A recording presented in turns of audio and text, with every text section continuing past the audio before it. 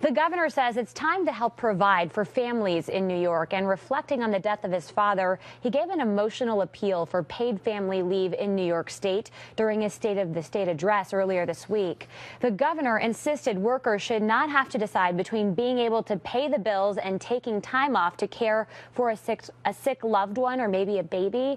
Today we got answers on exactly what the plan would entail, and our Capitol reporter Kimberly Howard is here to break this all down for us. Kimberly, the part of the plan that's seen as controversial right now is who would be funding this? Yeah, that's right, Ann. And the answer to that is it would be funded by the employee. So workers would pay into the system that more than 7 million New Yorkers could then benefit from. But critics of this plan say that doesn't take the burden completely off of small businesses, and that is a concern.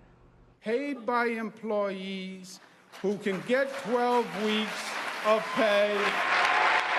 It's a proposal bringing both Democrats and Republicans to their feet. Mandatory paid family leave, funded by employees, who would give $1 a week from their paychecks in exchange for 12 weeks of paid time off. The governor's office says workers could eventually get 50% of their salary if they're caring for a new baby or a sick family member. Deborah McGillis says that would have been a huge help last year when she took 2 months off work without pay to care for her dying sister. I made a promise to her that I would be with her the entire time that she was at hospice. I would not leave her side, and I would be there the moment that she died. And that's what I did. But McGillis says it wasn't easy, and not just because she was losing a loved one. It was really finagling, and just know it was another stress added to a very stressful time. Yeah. Rebecca Paley knows about stressful times. She says she could have used paid family leave 7 months ago when she had Mason. Very hard struggle.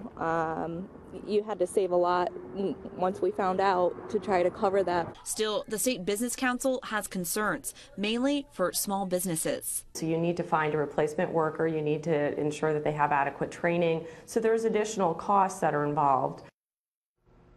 The president and CEO of the Business Council is also concerned that workers are eligible for this after only 4 weeks of work. She says this is an issue best handled on the federal level. As for the governor's plan, it would have to pass the full legislature, and it wouldn't go into effect until at least 2018. Ann?